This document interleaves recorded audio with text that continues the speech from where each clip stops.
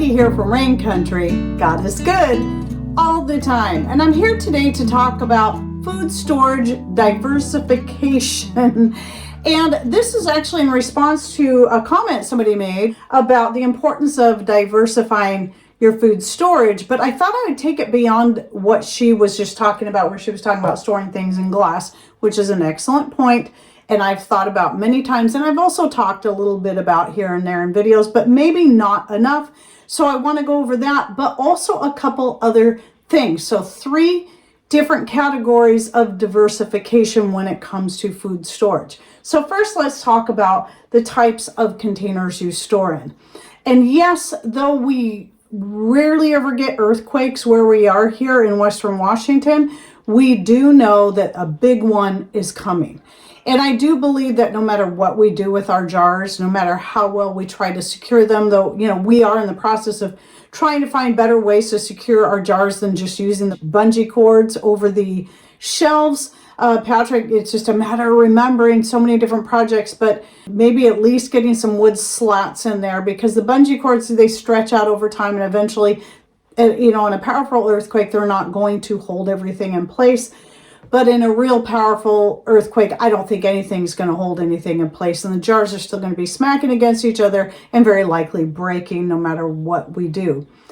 So I love storing in glass because it is in my personal opinion, the safest thing to store in, as far as, your different plastics and Mylars can have toxins that can get into your food. However, your things like your Mylar bags and your plastic containers aren't going to break the way your glass is.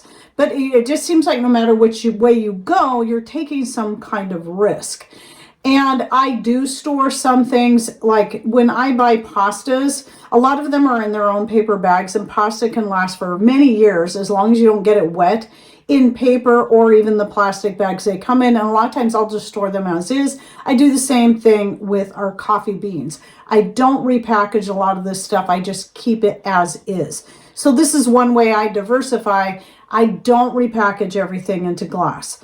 Though I do get concerned about some of the toxins that can be in certain plastics. When it comes to dry foods and non-acidic foods, I don't worry so much about that. But when it comes to glass, because if you're canning, obviously you're using glass. So I only ended up bringing one canned thing out here, pressure can thing, which is a jar of carrots. I just grabbed whatever was handy, the easiest to get to. And then here are some dried goods. I have some eggs. I have some zucchini from the garden, eggs from my own chickens, dehydrated, powdered up, and kept them raw so I can use them in baking and cooking. I've got some pinto beans here, and I've got some dried rhubarb from the garden. So I just grabbed whatever was handy. But I have a lot of other canned things, like canned green beans, canned zucchini, jams and syrups, relish and salsas, and just peaches and more.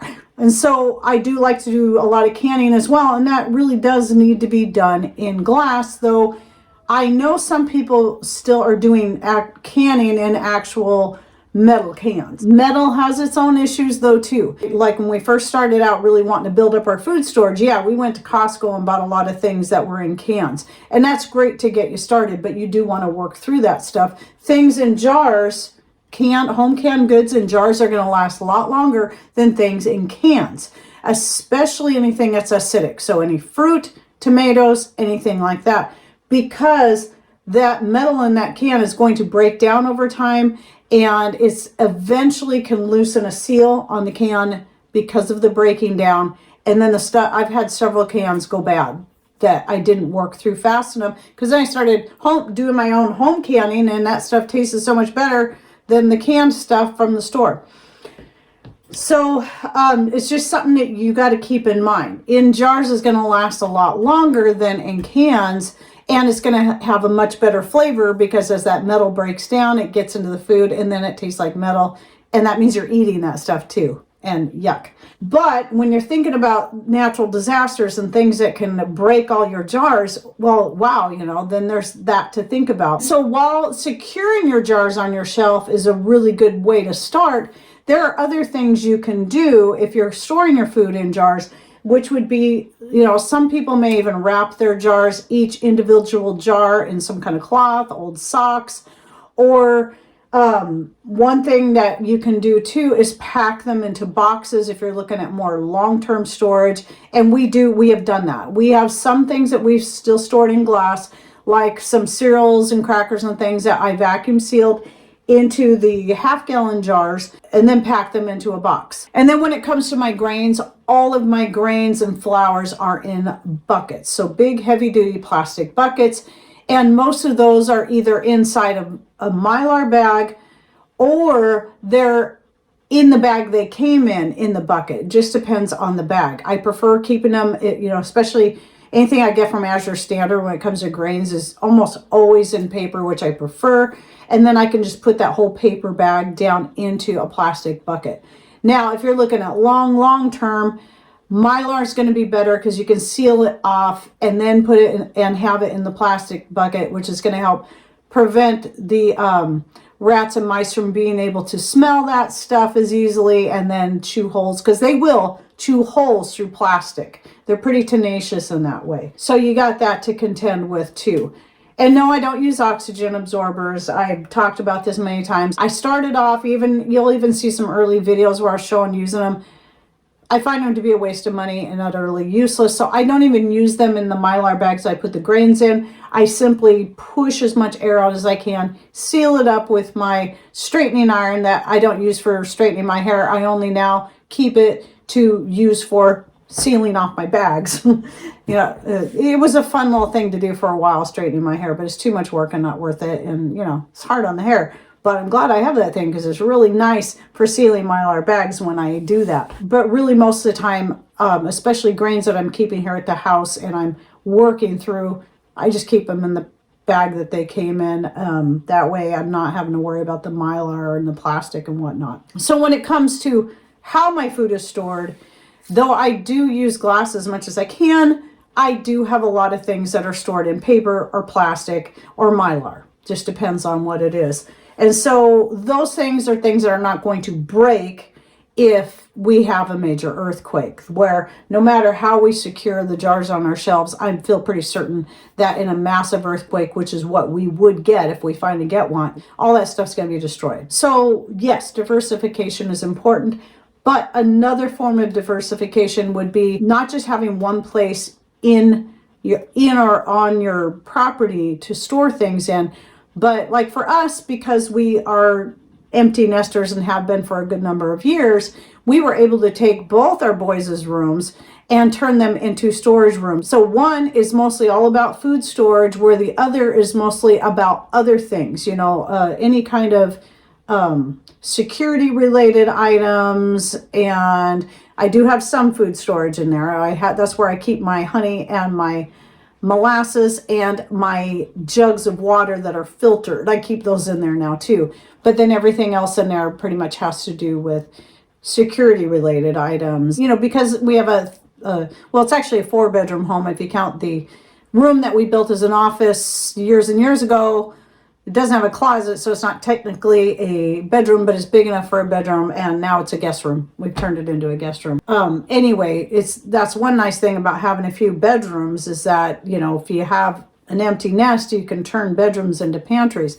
But we don't rely on that alone. I have other areas where I store food and things on the property here, and that can be good for a lot of things. That can be good for, you know, if you ever get raided or whatever, you can have some more secret places for storing food so you still have something. If somebody finds your main storage, your main pantry and just wipes it out, if you have other secret places to hide things, that can be helpful in such an event. But then also look into having offsite locations if you're able. That's going to be dependent on whether or not you can afford to buy another piece of property or have friends that you can go in with if they have room for food storage. Some people work out deals where it's like, you know, hey, if you let me store some food here, I can help stock this pantry or this area. We both have this when needed. Or, I don't know if even a storage unit might be a good idea. That's going to be an extra expense per month. but that could be an idea if necessary. For us, we have other pieces of property, and so we do have offsite locations that we can store food. That's where I have like the boxes of cereal and crackers. I have buckets of coconut oil and different types of grains, popcorn, and even dog food stored out there. And it's a pretty secure place. So that's another way that we are diversifying. Now, I did a video, I think last year, where I talked about, you know, the difference between the food that we store here, which is, some of it is long term, but some of it is more stuff that we're going to rotate through on a regular basis. And then I also compared that to the kind of things that we store off-site. And so if you'd like a little more information on that, I'll go ahead and link to that video down below. And a couple more videos I want to refer you back to are the one I did a couple years ago. There's one I did at least 2 years ago on small space food storage. So with a lot of different ideas that would fit into that whole idea of not only just having secret places to store food, but also just making the most of your area, especially if you live in just in a small apartment or a small little cabin or something.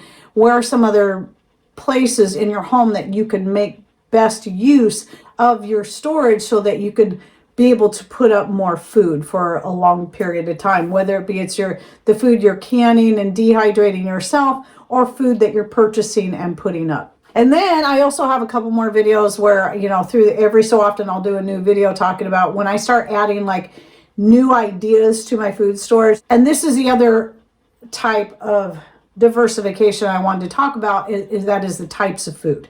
So I had a video I did back in 2020 that was especially for those who are just like kind of getting new into food storage. And a lot of us would talk about, you know, rice, beans. But I did a video on beyond rice and beans. So that was about 4 years ago. But since I've done a couple of updates on other types of things that I have more recently added to my food storage, because it is important to have more than just rice and beans, because food fatigue is real and you need to have ways that you can spice things up. You know, so let's say you start off with rice and beans, then the very next thing should be making sure you have salt, sugar, herbs, and spices, and try growing your own herbs, because herbs can be one of the easiest things to grow even in a window. And I know I've collected some photos off the internet of people growing herbs in their window. And so there's a lot of great ideas and ways that you can do that if you can't have an outside garden. But if you have any room outside, you can grow. There's so many herbs that will grow just great in pots that can be used for culinary purposes and medicinal purposes. So that's why I always say start with those. But those can add a lot of flavor to your food and help you to kind of mix things up so it's not always the same. And things that you can't grow, make sure you're stocking up on those.